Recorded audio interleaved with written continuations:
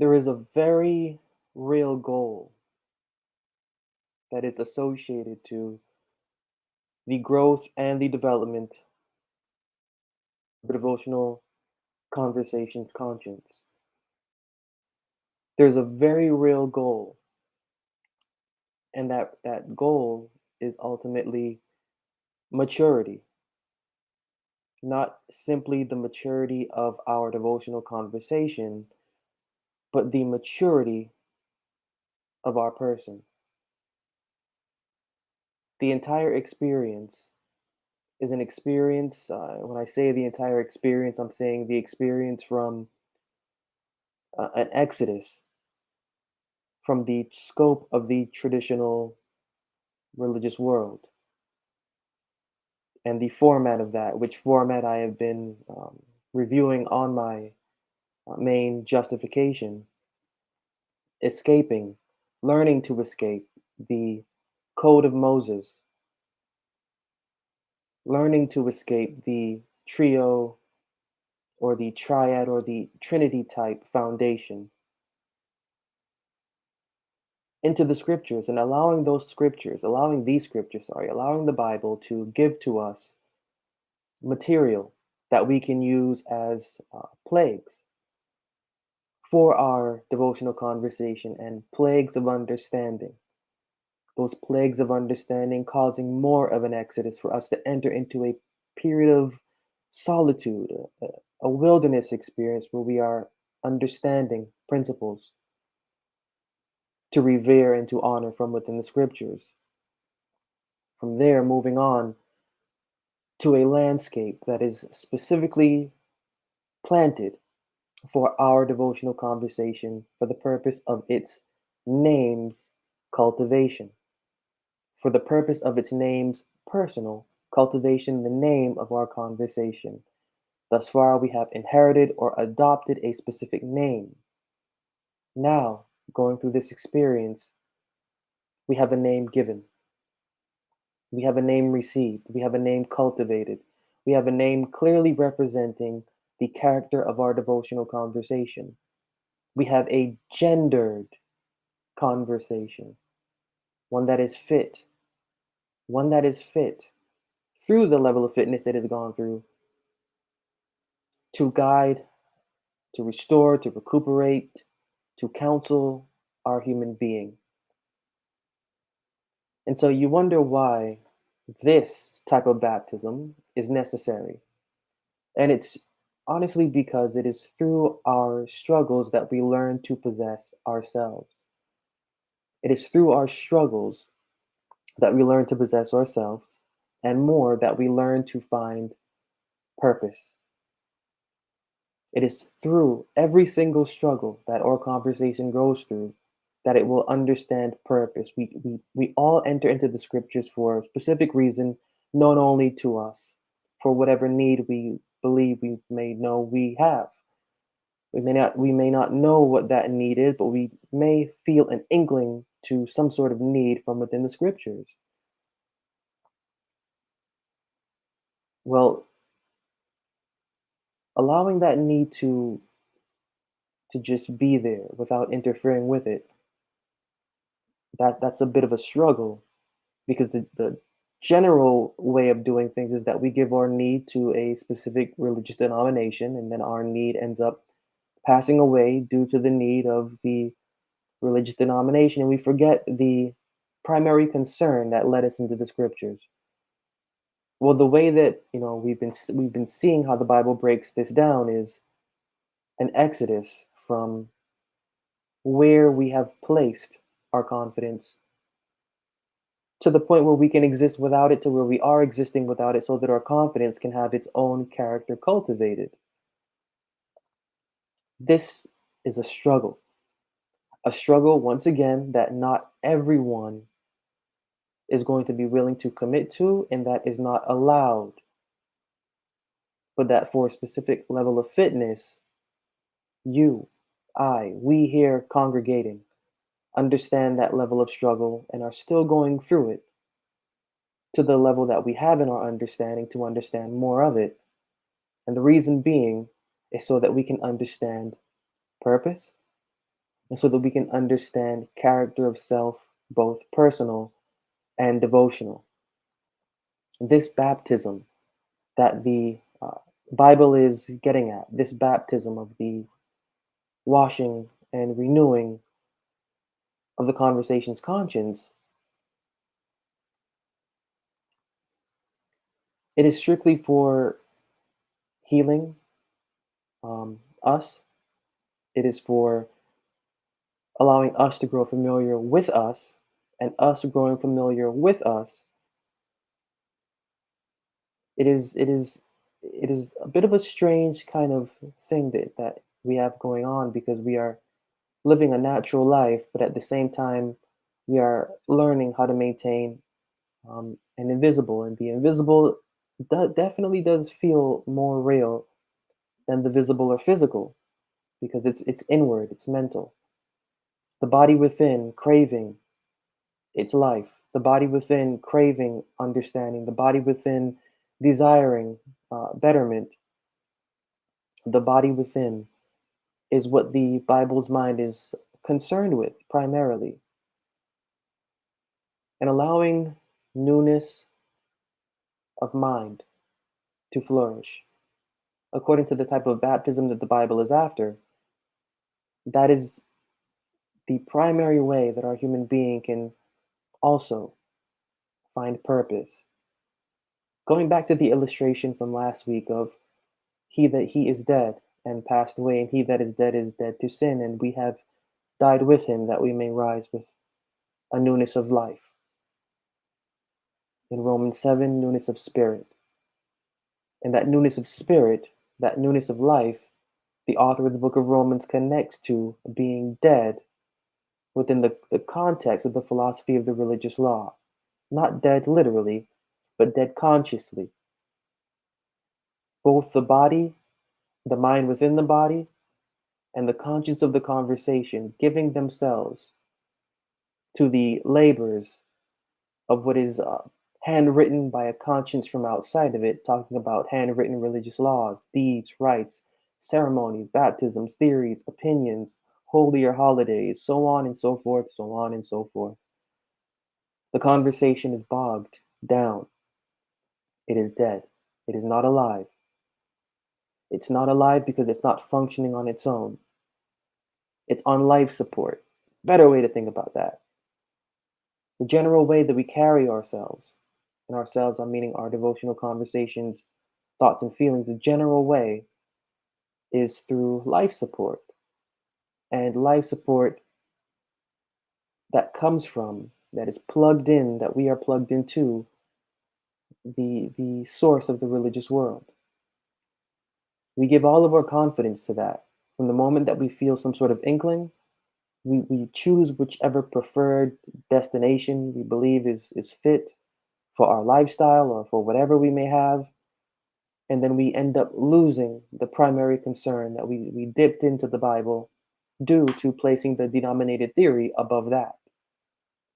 And so now we are swallowed up with a denominated experience. Meanwhile, we, on the inside, our devotional conversation is really not satisfied, really not fulfilled, leaving our human being to do more to make the spiritual experience seem real. The baptism that the Bible is after, or the baptism that the Bible promotes, it is contrary um, to this experience. It is the mind that the Bible is concerned about, in the washing of the mind, the catering of the mind, and the culture of the devotional conversation's mind. All for the purpose, all for the purpose of a mature devotional experience. It is maturity that the Bible is after. In justification, I'm going through now a process of understanding or making sense of what is the image of God, and seeing that the image of God is the blueprint. Yes, the image of God is the blueprint. But the context of what that is completely different than what we would naturally or traditionally think that means, without examining the scriptures. The image of God is for a specific class, mankind. The man that is mentioned, as it is within the scriptures, is not in reference to any literal man. This is a kind of man. This is a kind of man. And the kind of man that this is in reference to is priest kind,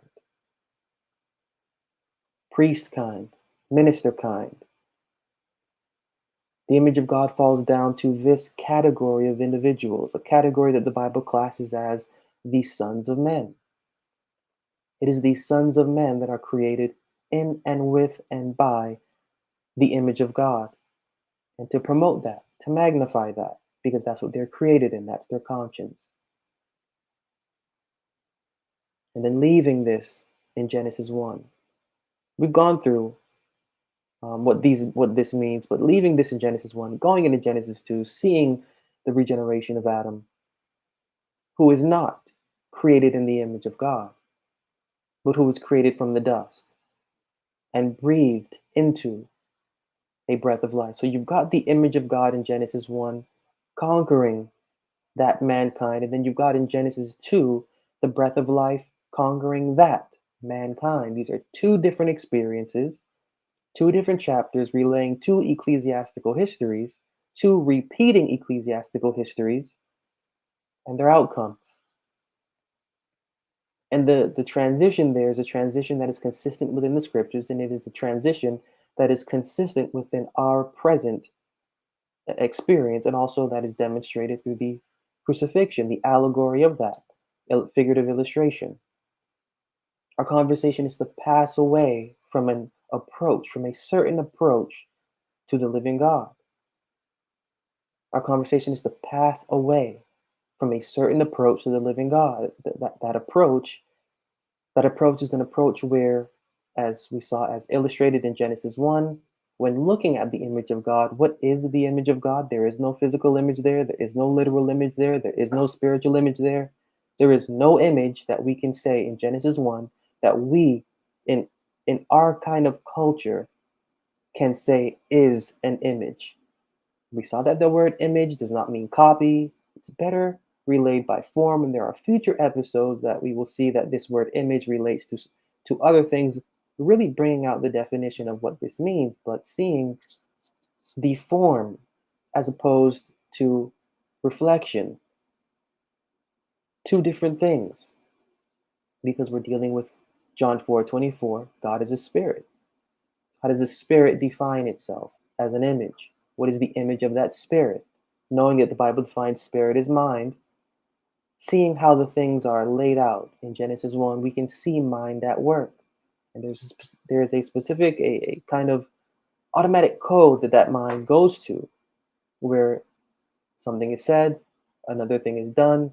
After done, it is seen as righteous, good, or favorable. That is the image of God right there. But we have to make sense of that, because how can that be relayed in the sense of mankind being created in that image?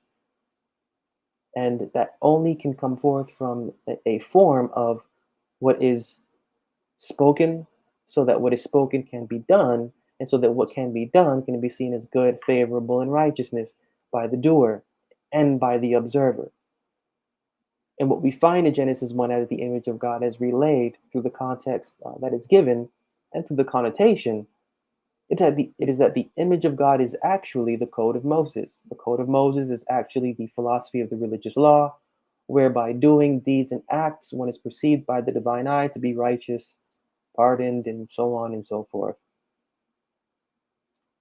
What we are seeing as we've been spending time on these justification live segments is that there needs to be a call from the Bible, that there needs to be an exodus from what is the image of God. This is personal. This is personal. And if you are here and listening to me at this time, if you are going through an experience where you are feeling alone in your devotional experience, if you're going through a devotional journey where you are feeling as though everything that you have experienced thus far has been a lie, if all of a sudden the God of religion or the God of this or the God of that or whatever you would have it is appearing fraudulent, kudos, props. You're on the right track. Just don't stop. Because the moment you stop, you get caught up in another religion of being irreligious, while the others in formal traditional religion are not going through that experience. So if this is your experience, if this is our experience, we have to tune in to the underlying philosophy that is within the scriptures, because this repeating theme of passing away, of the conversation, I should say, not us literally, but of the conversation passing away devotionally, philosophically, from its former self to claiming a new mind of devotion is a theme that is consistent within the Bible. And I always like to point to Ephesians 4 because this is very blatant, where the author says, put off your former conversation, the old man or the old mind, and be renewed in the spirit of your mind, and put on the new mind or the new man, which is created.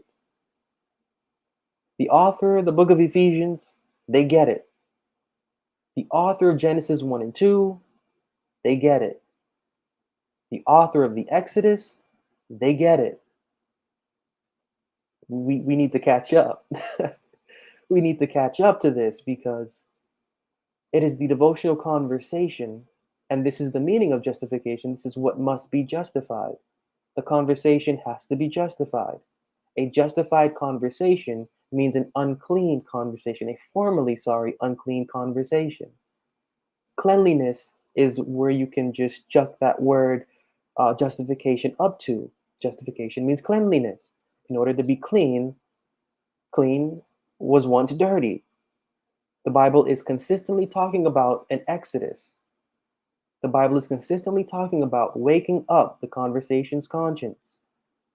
The Bible is consistently mentioning justification, because our conversation is conceived in filth. The filth meaning the concepts, the lore, the magnitude of what the religious world is and everything connected to that, its terms, its conditions, its rituals, so on and so forth. Our conversation conceived in that is a deceived and unclean conversation. Our conversation is delusional. Our conversation is deluded. Our conversation must be justified. And every illustration in the scriptures point to this fact. This justification, it's personal. And again, not every individual is going to see this type of exodus, this type of cleansing as fit for them, because to each their own, right?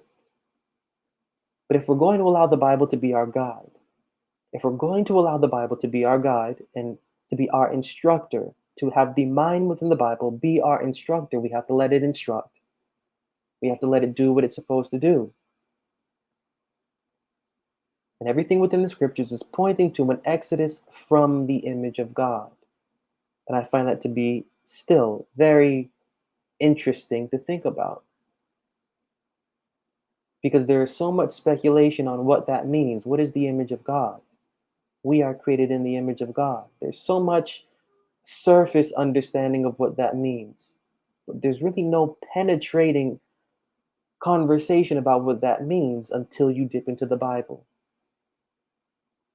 And when you do, it's really not what you think. That's why I can say, as it just came to my mind, the illustration of that individual from Matthew, Mark, and Luke that wanted the kingdom of God, but that was not willing to sacrifice anything for it, and then ended up walking away sorrowfully, sad, because he entered into an understanding of what needed to be given up, the loss that needed to be suffered, and what he had to do, which was to honor the commandments, and he couldn't do it.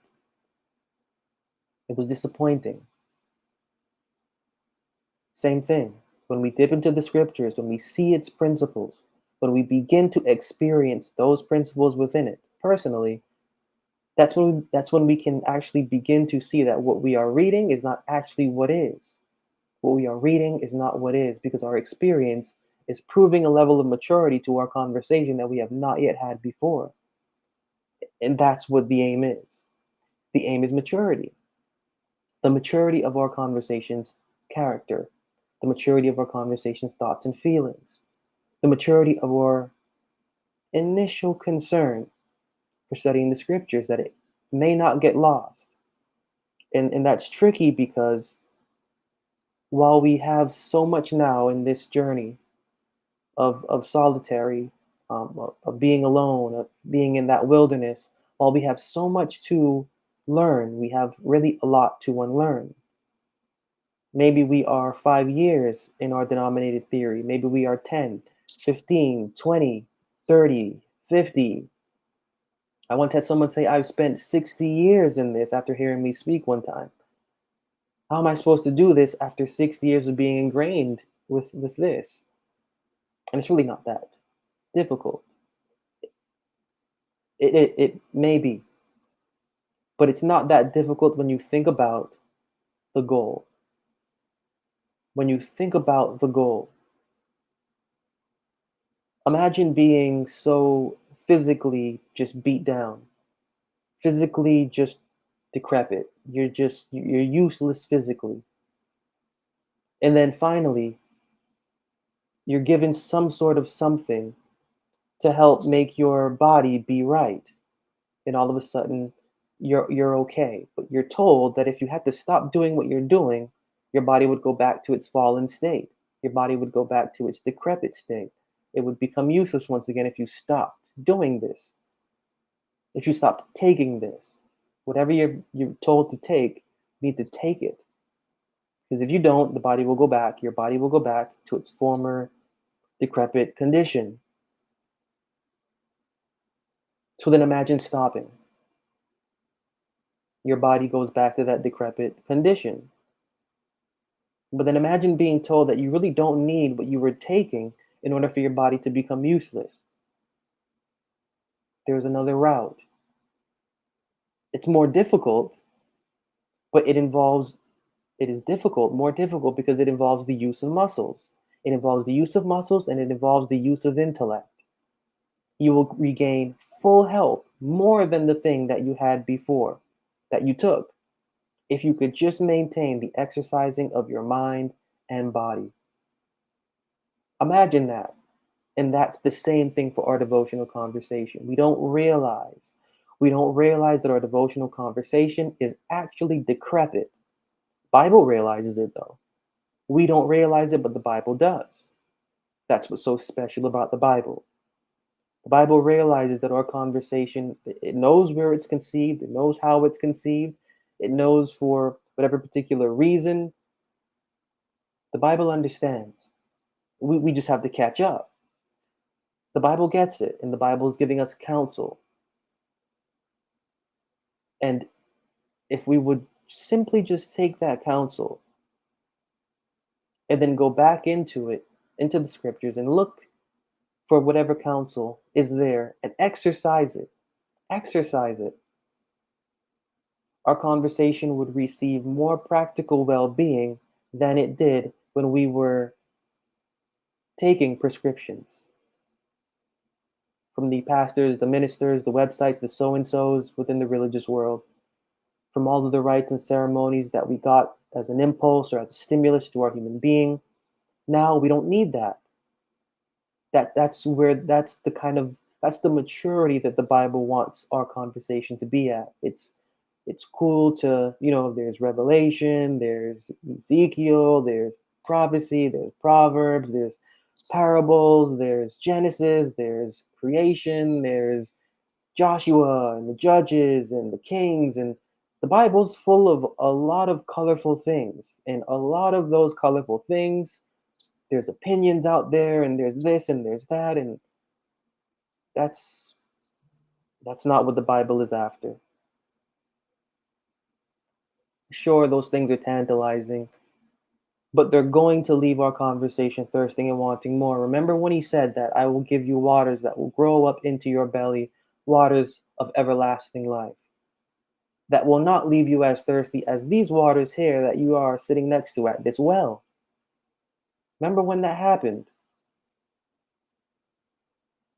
Our devotional conversation is going to crave and crave and crave because it is not fed. It's not fed because we are not giving it, our conversation, the kind of exercising that it needs. It needs this kind of exercising because it needs to mature. It needs to be useful. It needs to be practical. It needs to be reasonable. It needs to be real. Bible is about real. Bible philosophy is about a real experience.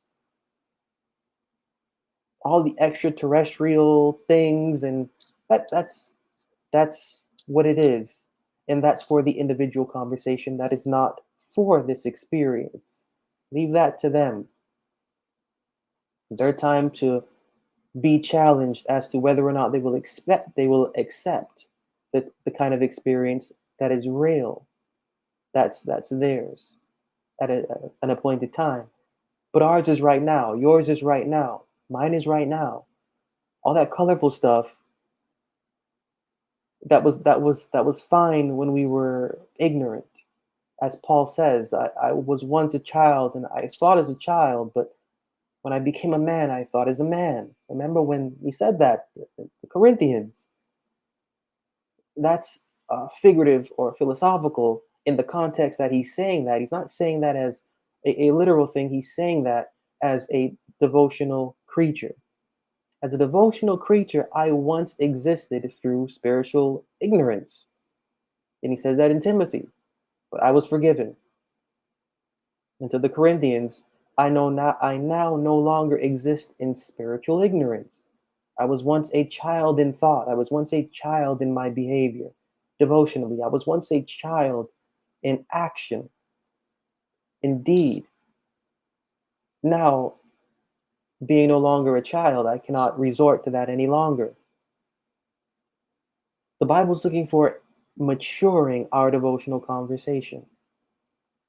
And the only way that our devotional conversation can be matured is through a struggle with its own self and through a struggle with itself and the self of our human being. That's very intimate, that's very personal, and that is something a majority are afraid of, facing themselves. I can remember when I first started examining the Bible and getting into it, finding no other philosophy out there credible and finding no other religion out there credible because I found that religion led me away from myself.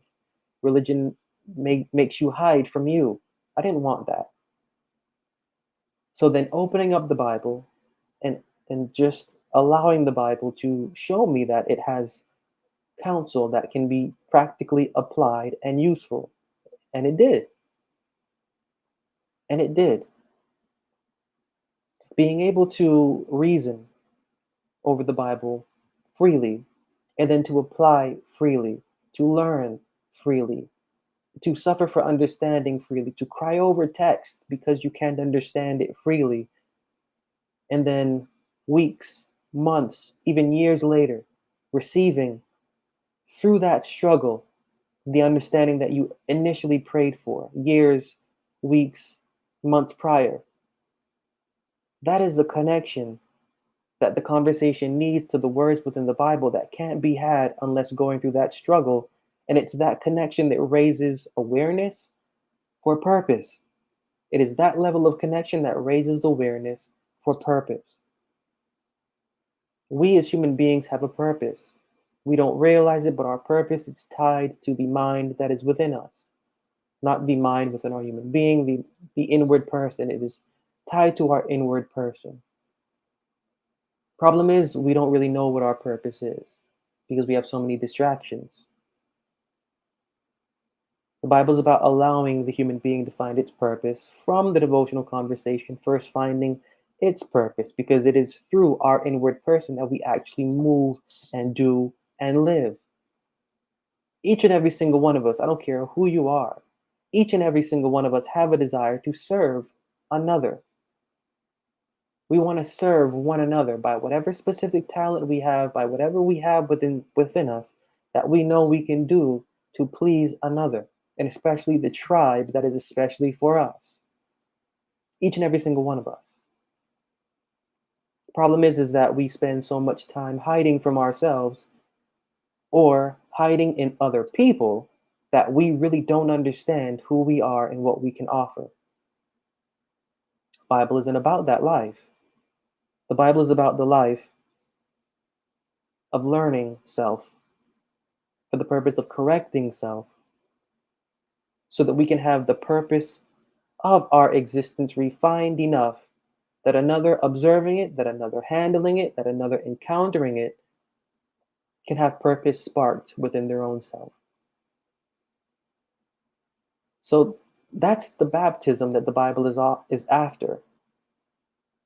That baptism of our devotional conversations mind, it's leading to a mature conversation for purpose, for giving us purpose, us personal and devotional, our personal and devotional being purpose, so that we can then give another purpose from encountering us and from continuing to encounter us. So we need that maturity that comes from the Bible's kind of baptism. Because if we don't get it, we are going to be trapped within the matrix that is called the religious world. And we are going to be trapped into its two core principles, which are, again, the code of Moses, taking your righteousness from theory, from baptism, from rite, from commandment, from pen, so on and so forth. And then from the trio, triad, or trinity type foundation.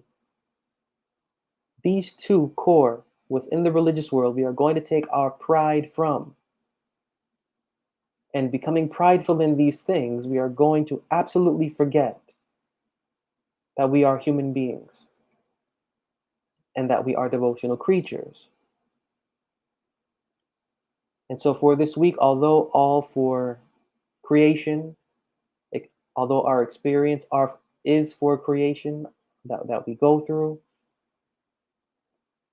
keeping every experience open to the fact of the transformation that is involved with purpose and discovering purpose, patiently taking all things for the purpose of purpose, allowing that purpose that is discovered to guide not just practically our human being, but practically our devotional conversations, thoughts, and feelings. That's really the aim, and that's really the structure of this experience. And it is for the maturity of everything that we know that we can give, yet we don't have self to give it. That we may go through an experience where self is cultivating its own character, personally and devotionally, to give to another spark that they too can do the same thing for themselves.